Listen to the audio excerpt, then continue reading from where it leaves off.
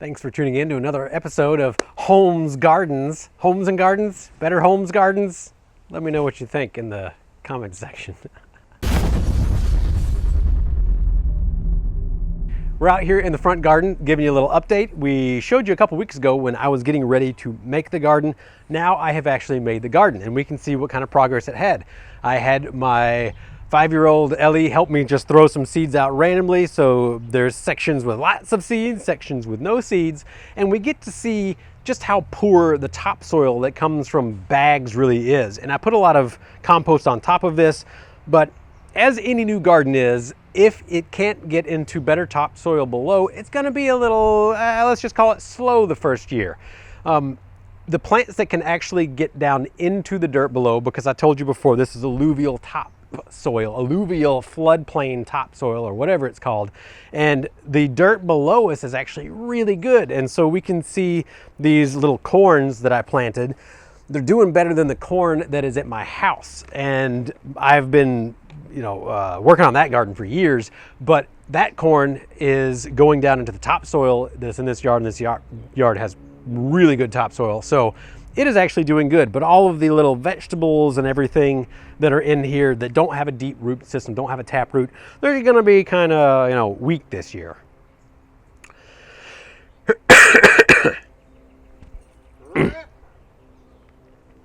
So what I'm going to do to continue amending this is adding more of the compost on top. As you can see, the compost has really gotten down to almost nothing at this point.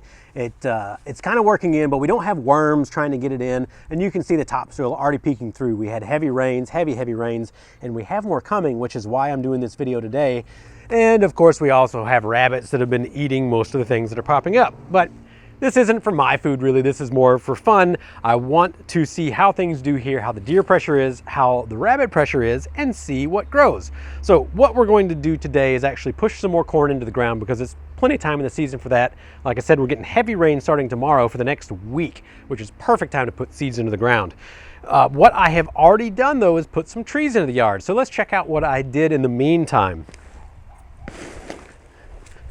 We got this guy right here. I basically just pulled some of the soil back and made a crease and then put them right in. These were bare root, which is always terrible for transplanting. It's terrible for shipping, but they have fared decently. The leaves are still fairly green, and these are jujube trees. It is essentially a red date from Asia.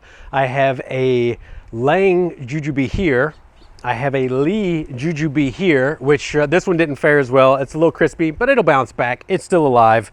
And the soil is really moist here still. It's hard to convey through a camera, of course, but this yard is just amazing. It holds so much water for so long. We haven't had rains here for weeks, and it's still moist right here, right on the top. And when I went to, even these clods that are sitting right on the surface, it's been direct sun for weeks at this point with no rains, and it is still moist. So this yard is just incredible for growing. I also have what is called a root stock, or a wild jujube, and I hid that over here. And what this one is used for is actually for doing essentially cuttings of this type, and you put them on the rootstock, because the wild ones are generally more vigorous and you can barely see it. The small guys did not fare well, completely got roasted in transit, but it is still alive, and they're really hardy trees. And when I went to dig here, the water table, it still hadn't rained for a while, but the water table was literally 6 inches below the surface. As soon as I got 6 inches down, there was standing water in this. And this is super squishy in this part of the yard. And you can see all the plants that are starting to come out.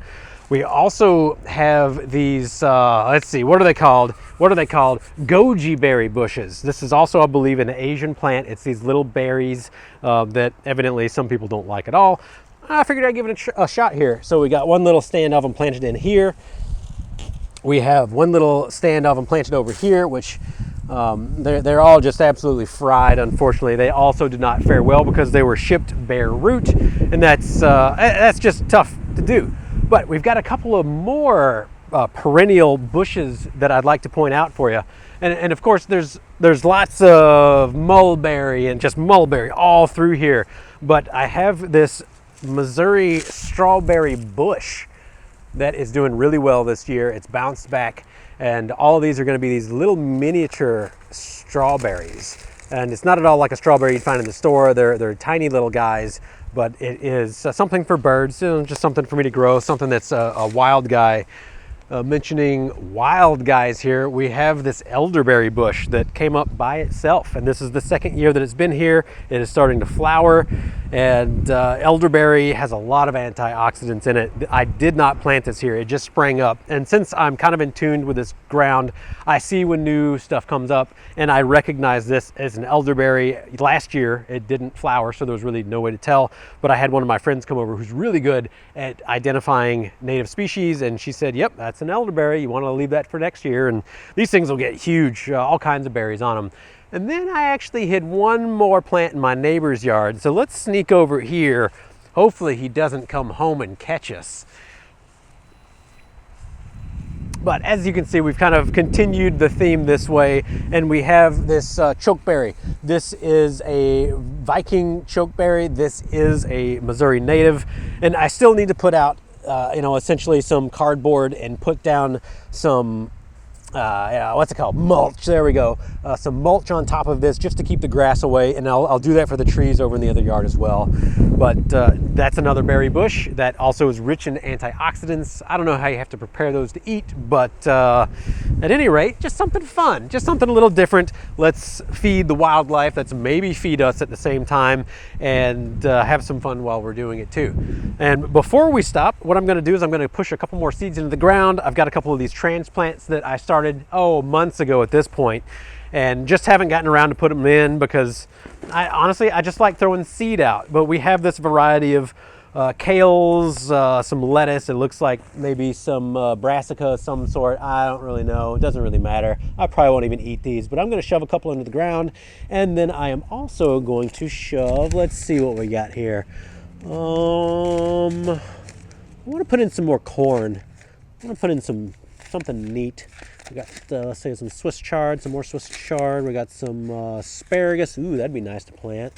And let's see, Painted Mountain organic corn. That sounds really good. We also got peaches and cream. So I'm just gonna, let's see how many we got left in here. The reason to get seeds is to plant them, so I guess I should just go ahead and plant them. So look at these seeds. Really, really fun. It's a seed that the Indians, the Native Americans used to grow, and there are a few people who have managed to keep them and breed them and continue the lineage. And looking at how well the corn is done here as compared to my house, I figure, yeah, I'll just shove them in. Worst case scenario, I don't get anything from it. They get eaten by the rabbits, they get eaten by the birds, whatever, but let's just have some fun. And I'm not looking for maximum production, so the spacing really doesn't matter. I would like if they cross-pollinate each other and I get corn. I mean, that'd be nice if I actually get some corn. So I'm just shoving these down, maybe twice as much as the size of the corn itself. It's really not that imperative in this sort of surface. Just shove it right in, and as long as you don't have like a hard pan situation, then that works out just fine. And like I said, the soil in this yard is so amazing that these are going to be able to have a taproot that goes down and will hit that really good soil, because the cardboard is absolutely soaking wet underneath at this point in time, and they can pierce through that cardboard no problem. But all the weeds and grasses and everything can't come up. So let's see, a couple more, kind of haphazardly. I'm not looking for the maximum yield here. I'm looking for the minimum effort just to see what happens. Maximum yield with minimum effort, I guess, would be a good way to put it. Otherwise, I'd be row cropping these. I'd be starting them all inside and wait until they get this big, and I'd transplant them, start them in February or January or whatever.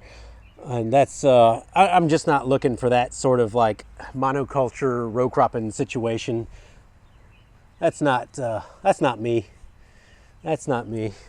So, a couple over there. We've got some squashes. We've got all kinds of stuff coming up here that I might end up throwing some fertilizer out just for this first year, but we'll see.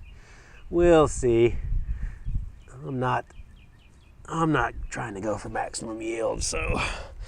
All right, well, we got 2 more. I'll just kind of put them over here. You can see we got some strawberry that the animals have absolutely munched down. That's to be expected, honestly. It is really difficult to grow strawberries in this part of the country without having them completely boxed in by fences and all such as that. So there we go. Here's a start. Now, if this isn't absolutely packed, I am also going to throw in just a couple of these. We may as well get them out of the root-bound little guy. And I don't even care to eat them. This is just a hobby at this point. I've had more expensive hobbies. I've had worse hobbies. How about yourself? What sort of frivolous hobbies do you have? One of mine is evidently trying to feed the wildlife in my yard with yummy vegetables. And I know a lot of y'all didn't like the comment about snagging deer. Just to let you know, I wouldn't actually snag a deer unless I was really hungry. And if I had a bow and I was a good enough bow hunter, then I'd probably do that first, because it is absolutely more humane. But we're talking being that hungry that I'm hunting deer out of my front yard, so we're nowhere near that. I will feed the deer all day long and not even worry about it. So this would be considered, a no-till situation. We basically, oh yeah, nice and moist down there. We basically just make a little hole for these. We shove them in and then tighten it up. And it's not a big deal if you cover up more of the stem. Matter of fact, these are falling over so much that I'd probably be better off to cover the stems up. But no worries. No worries. The rains in the next couple of days will take care of it for me. I will water these in after we get done filming, just to be sure that they don't get absolutely burned out here in the sun. But yeah, we'll just throw a couple in. Most of these, I should thin them out more. I should plant them wider. If I was going for maximum harvest, again, I'm not. So we just dig down. Oh yeah, nice and cool and moist down there. Get it deep enough so that it can actually root, and then just tamp it in. No big deal. There we go. One more right here. This looks like a good spot. Oh yeah. And I'll come in with more compost. I'll tell you, my yard at my house at the Holmes homestead, it started out as I couldn't even grow grass in my side yard. Literally couldn't hardly grow grass because it was so poor. Just hard pan. Finding construction trash all in it when I was digging through. I made a couple of, what would they be called? Kind of like terraces. It's, just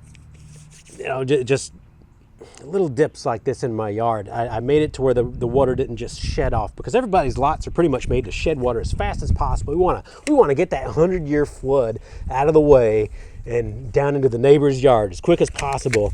So I changed that. I essentially made it to where it didn't shed off, and my side yard has gone from being absolutely hard pan, can't grow anything, to having really healthy blackberry bushes, my apple trees and pear trees, except for the ones that the deer ate down, are doing fabulous. Where did I put that tree? I planted a pear tree somewhere. Oh, it's in the backyard. We'll show you some other time.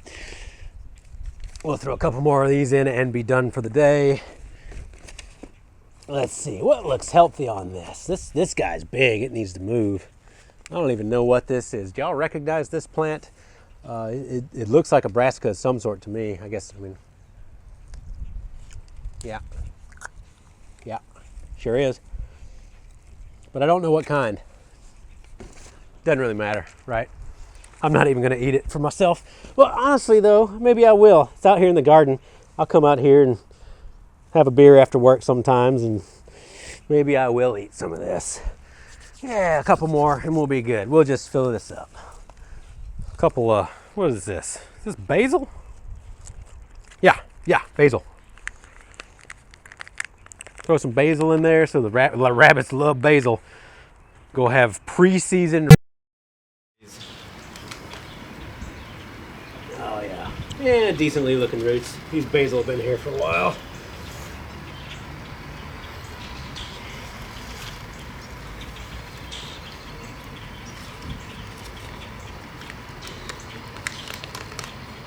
Yeah, they're ready for water.